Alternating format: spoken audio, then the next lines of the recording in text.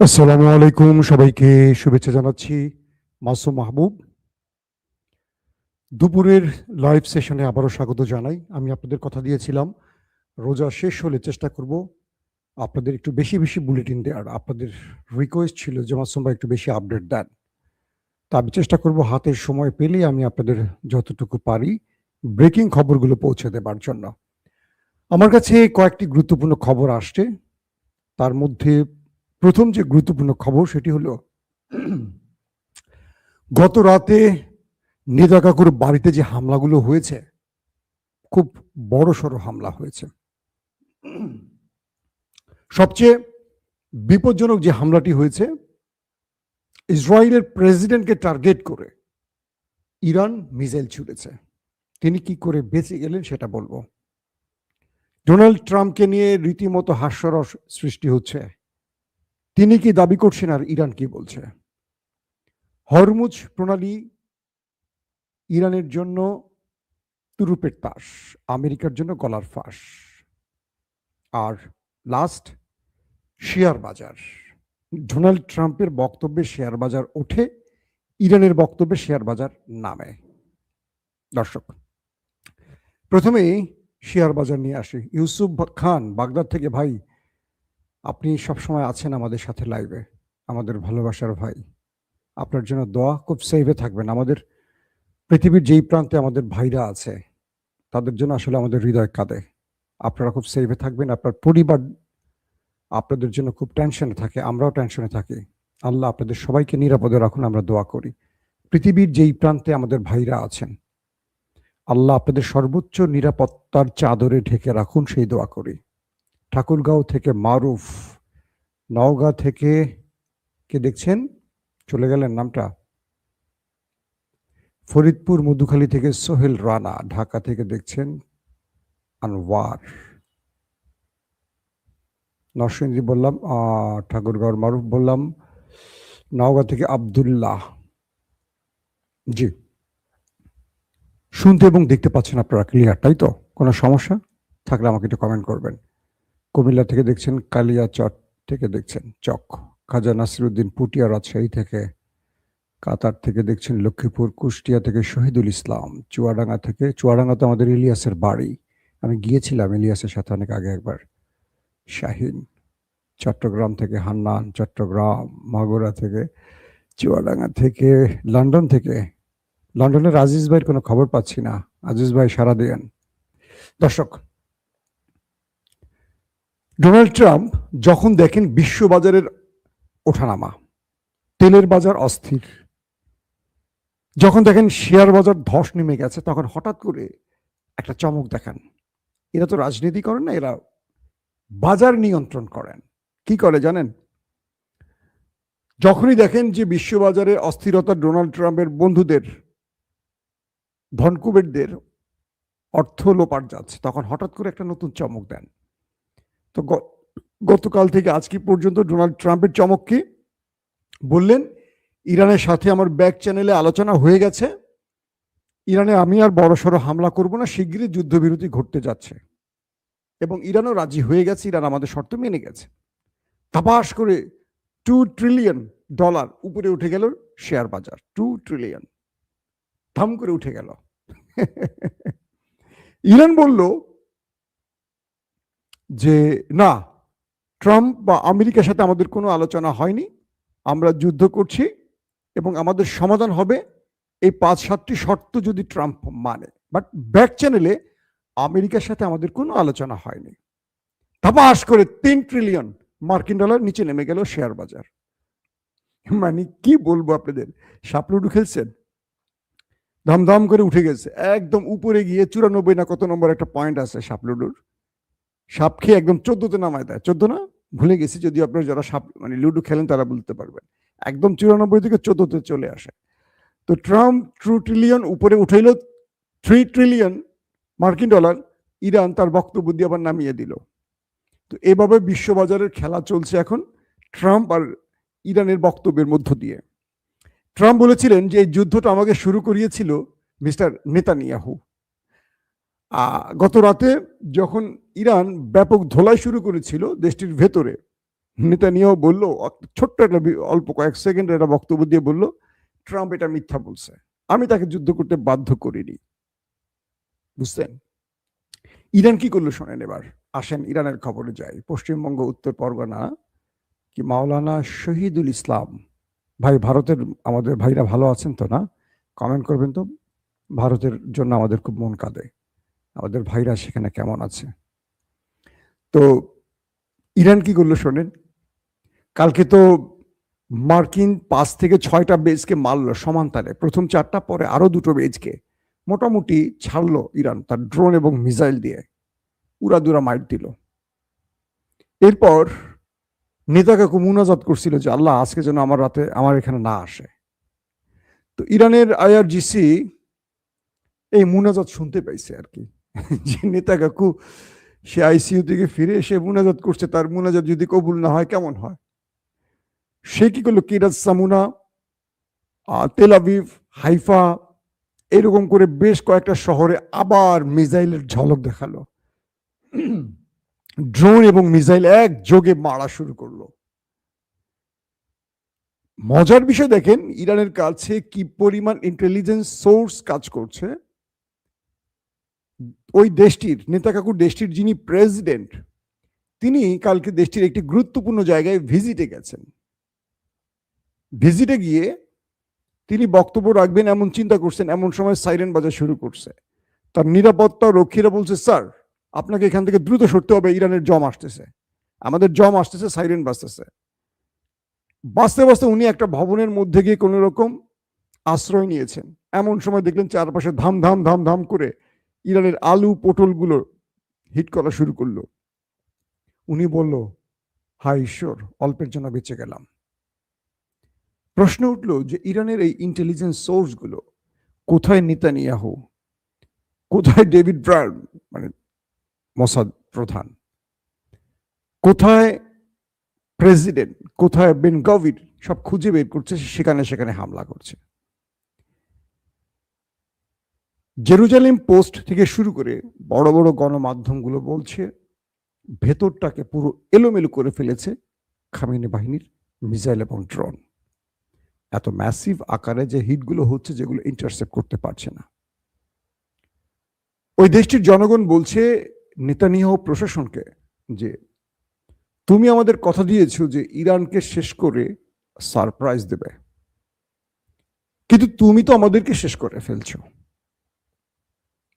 আমাদের আবাসস্থল শেষ, আমাদের সেনা ঘাঁটিগুলো শেষ, আমাদের অনেক সমরাস্ত্র শেষ, প্রচুর সেনাবাহিনী শেষ, অনেক সাধারণ পিপল শেষ। তুমি শেষ করতে গিয়ে তো নিজেই শেষ হয়ে গেলে। নেতানিয়াহু বলল, ভরসা রাখুন আমার উপর। ভরসা রাখতে বলছে, ভরসা রাখবেন? এত কমেন্ট করেন, আমি নামটা আপনার বলি না, না কি ভাই,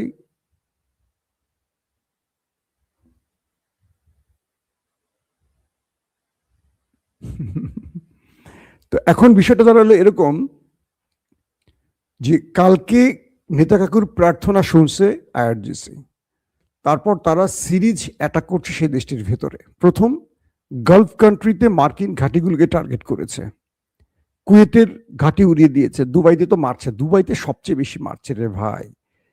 এমবিজেড কে মোটামুটি কি বলবো, জন্মদিনের পোশাক পরে ছাড়িয়ে দেবে ইরান এবার, কারণ এইটা বেশি দুষ্টমি করছে, বেশি দুষ্ট।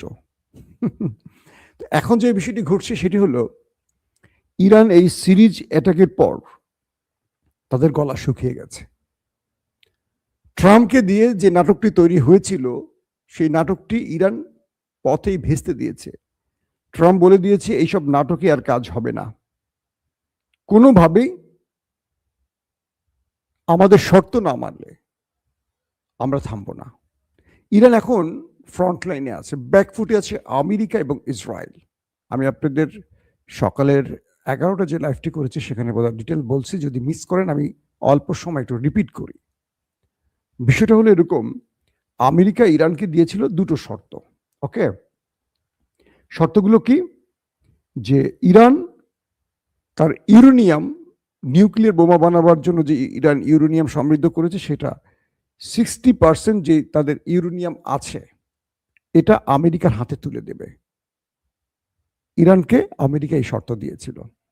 আর দ্বিতীয় শর্ত দিয়েছিল হরমুজ প্রণালী ইরান খুলে দেবে সবার জন্য, কারণ এটা আমেরিকার জন্য গলার ফাঁস হয়ে গেছে। আর ইরান আমেরিকাকে জুড়ে দিয়েছে, আগে দিছে 3টা, এবার দিছে প্রায় 7টা শর্ত জুড়ে। কারণ ইরান এখন বিজয়ের মুডে আছে আর আমেরিকা এখন পরাজয়ের মুডে আছে। ইরান কি করলো? বলল যে আমার প্রথম শর্ত, ইরানকে তার হক বুঝিয়ে দাও। অর্থাৎ ইরানের এ যাবৎ যত ক্ষতি হয়েছে সব ক্ষতি তুমি পুষিয়ে দেবে। যত মানুষ মারা গেছে, স্কুলের শিশুরা মারা গেছে, সিভিলিয়ান মারা গেছে, তাদের সবার ক্ষতিপূরণ তোমাকে দিতে হবে। তুমি দাও, তোমার আরব বন্ধুরা দেখ বা ইসরায়েল দেখ, দিতে হবে। এবং হরমুজ প্রণালী থেকে এখন ইরান টোল আদায় করবে। পৃথিবীর সব দেশই তার জলরাশি থেকে টোল আদায় করে। ইরান শুধু করতে পারেনি, ইরান করেনি কোনোদিন টোল। তারপর পুরো পৃথিবীতে ইরানকে সন্ত্রাসী বলা হয়েছে, ইরানকে খারাপ বলা হয়েছে, ইরানের বিরুদ্ধে পুরো পৃথিবী। কিন্তু ইরান কখনো জুলুম করেনি। যেহেতু সবার জন্য এটা বৈধ, আন্তর্জাতিক নিয়ম অনুসারে এটা ইরানের জন্য বৈধ। এখন থেকে ইরান হরমুজ প্রণালীতে টোল আদায় করবে। যত জাহাজ যাবে সবাই এখান থেকে ট্যাক্স দিয়ে যেতে হবে। 4 নম্বর হলো যুদ্ধ আবার মন চাইবে হঠাৎ করে শুরু করে দিবে, এই সুযোগটি আর আমেরিকা ইসরায়েল পাবে না। ইন্টারন্যাশনালি, আন্তর্জাতিকভাবে গ্রান্টার রাষ্ট্র আমাদের ওয়াদা দিবে, চুক্তিবদ্ধ হবে এবং জাতিসংঘ সেখানে সিগনেচার করবে। কোনোভাবে আমাদের উপর হামলা করতে পারবে না। তারা মন চাইবে একটা অভিযোগ তুলবে, হামলা করবে, সেই সুযোগ যেন আর তারা না পায়, বা এরকম গ্যারান্টি আমাদের দিতে হবে। 5, মার্কিন মুল্লুক বা ট্রাম্প চাচুর বাড়ি থেকে যত সেনা ক্যাম্প গালফ কান্ট্রিতে হয়েছে ইরানের চারপাশে, আরব রাষ্ট্রগুলোতে, গালফ কান্ট্রির কথা বলছি, সৌদি আরব, আরব আমিরাত, বাহরাইন, কাতার, কুয়েত, জর্দান সহ আরব রাষ্ট্রের যতগুলো, প্রায় পৃথিবীর 80টি দেশে আছে 800 মার্কিন ঘাঁটি। এর মধ্যে আরবেই আছে 30-40টির মতো। এই ঘাঁটিগুলো সব গুটিয়ে চলে যেতে হবে আমেরিকাকে। আমেরিকা এখানে একটা ঘাঁটি নিয়ে থাকতে পারবে না। আমেরিকা ঘাঁটি থাকলে আক্রমণ চলতেই থাকবে, আমেরিকাকে ছাড় দেব না। তারপরের শর্ত কি? 1997 থেকে, অর্থাৎ 90 দশক থেকে 2026 পর্যন্ত ইরানের উপর যত নিষেধাজ্ঞা দেয়া হয়েছে সকল নিষেধাজ্ঞা তুলে নিতে হবে। ইরান তার তেল, গ্যাস এবং পণ্য আন্তর্জাতিক বাজারে বিক্রি করতে পারবে, অর্থাৎ ইরানের উপর আর কোনো নিষেধাজ্ঞা থাকবে না। পাশাপাশি গাজাকে মুক্ত ঘোষণা করতে হবে, গাজা থেকে সকল বাহিনী চলে যাবে, এটা ফিলিস্তিনের রাষ্ট্র হিসেবে পরিচিতি পাবে। তো এই চুক্তিগুলো বা শর্তগুলো একটা রাষ্ট্র কখন দেয়? যখন তারা বিজয়ের মুডে থাকে, তাই তো? ইরান এই মুহূর্তে সেই বিজয়ের মুডে আছে। এটা হলো আজকে সকালে লাইভ থেকে আমি আপনাদের আবার রিপিট করলাম, যারা মিস করছেন তাদেরকে বললাম। দর্শক, এখনকার মুডটা কি? আমেরিকা ট্রাম্প যখন ব্যাক চ্যানেলের আলোচনার নাম দিয়ে তুরস্ক, পাকিস্তান, মিশর এবং ওমানের নামটি বললেন যে তারা আমার জন্য ব্যাক চ্যানেলে কাজ করেছে, তখন অনেক রাষ্ট্র ইরানকে জানিয়েছে এটা ফেক। তবে আমেরিকা তাদেরকে বলেছে, আবার তারা ইরানকে বলেছে, কিন্তু ইরান রাজি হয়নি, আমেরিকার শর্ত মানেনি, যুদ্ধ থামাতেও রাজি হয়নি। আমেরিকার ট্রাম্প তিনি যে বক্তব্যটি দিয়েছেন, বিভিন্ন গণমাধ্যম বলছে এটি মিথ্যে ছিল। ইরান পাল্টা যে জবাব দিয়েছে সেইটি এখন সারা পৃথিবীতে প্রচার হচ্ছে। ইরানের এই অবস্থা দেখে ইউরোপীয় ইউনিয়ন, ন্যাটো, তারা এখন পর্যন্ত আমেরিকার পাশে দাঁড়াবার সাহস পাচ্ছে না। এটি মিস্টার ডোনাল্ড ট্রাম্প বারবার বলছেন যে আমার বন্ধুরা আমার পাশে নেই। তখন একজন সাংবাদিক প্রশ্ন করছে যে ইরানের বিরুদ্ধে যুদ্ধ করতে আপনারা দুটো দেশ নেমেছেন একসঙ্গে, ইসরায়েল, আমেরিকা, যে আমেরিকাকে বলা হয় পৃথিবীর সবচেয়ে বড় পরাশক্তি। তো ইরানের মতো একটি ক্ষুদ্র সামরিক শক্তির দেশের বিরুদ্ধে লড়তে গিয়ে আপনাকে ন্যাটো বা ইউরোপীয় ইউনিয়ন কিংবা গালফ কান্ট্রিকে ডাকতে হলো কেন? এটার কোনো সদুত্তর ট্রাম্প দিতে পারেনি, অন্য প্রসঙ্গে চলে গেছে। তার মানে হলো ইরান তার বিজয়ের অবস্থাটা পুরো পৃথিবীতে প্রকাশ করে দিয়েছে।